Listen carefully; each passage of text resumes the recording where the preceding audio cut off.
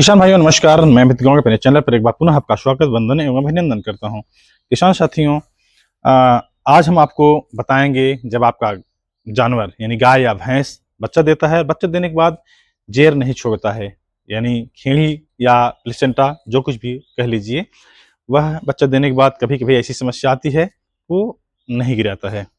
तो आपको पेशेंस रखने की जरूरत है। अगर आप पेशेंस रखेंगे तो संभवतः जो है कि हर समस्या से निजात पा जाएंगे।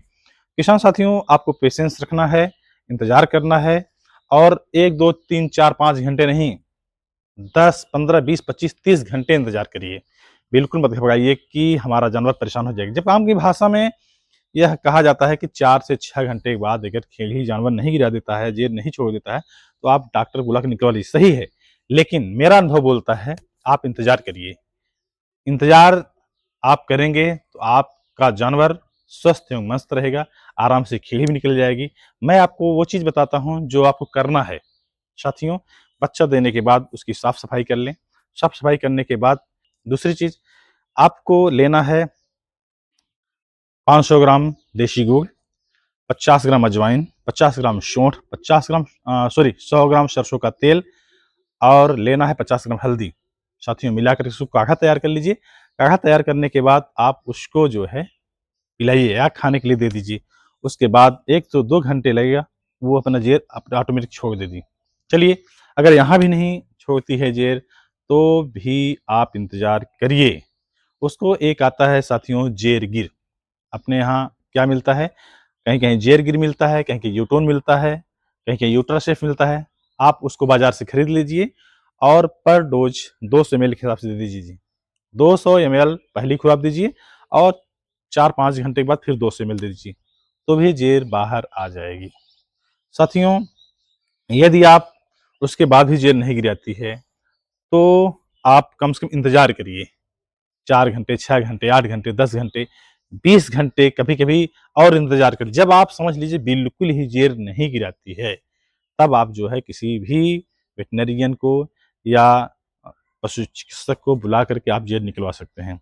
साथियों, एक चीज़ और, आप लोग देखते होंगे जब जानवर बच्चा दे देता है, बच्चा देने के बाद इर्द-गिर्द में लोग घूमते रहते हैं, तो भी जानवर जो है बच्चा देने में तकलीफ महसूस करता है, वो शांत नहीं हो पाता है, वो बैठ नहीं पाता है, वो स्ट्रेस में रहता है, तनाव रहता है, तो भी जेर बाहर नहीं निकलती है। साथियों, जब भी आप जानवर बच्चा देता है, तो आप कम से कम उसको ऐसी जगह बांध दीजिए जहाँ पर आवागमन न हो, शोर-शराबा न हो, बच्चे शोरगुल न करते हों। तो जानवर का जब आप दूध निकाल लेते हैं, जानवर थोड़ा शांत स्वभाव में जब बैठेगा, आराम से वह जेर छोड़ देगा।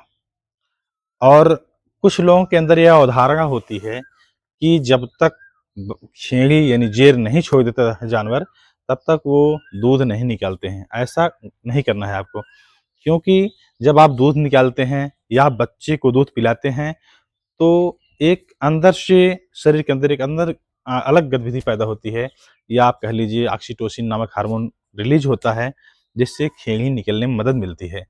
और साथियों, यह गलती आप ना करिए कि दूध थन भरा पड़ा हो और उसको तकलीफ हो, तो जानवर स्ट्रेस तनाव में रहेगा, वैसे भी खेड़ी या जेर नहीं गिरेगा।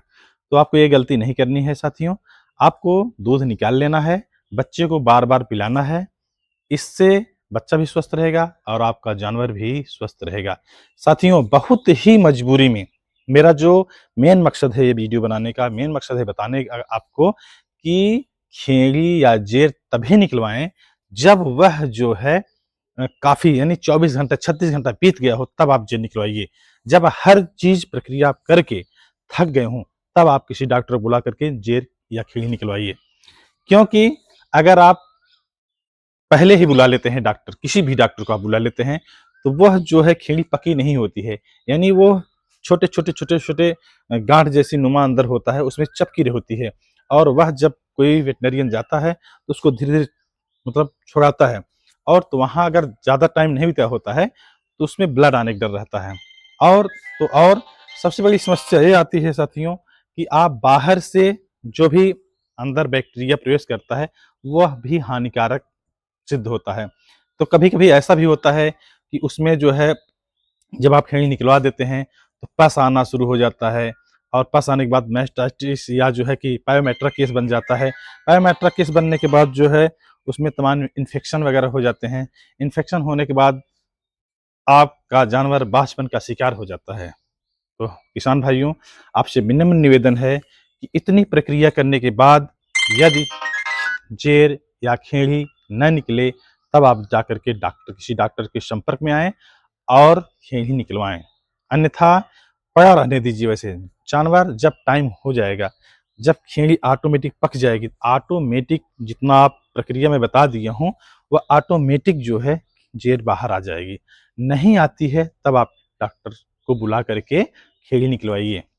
शायद आशा नहीं विश्वास मेरी बात आपको समझ में आ गई होगी। Thank you so much.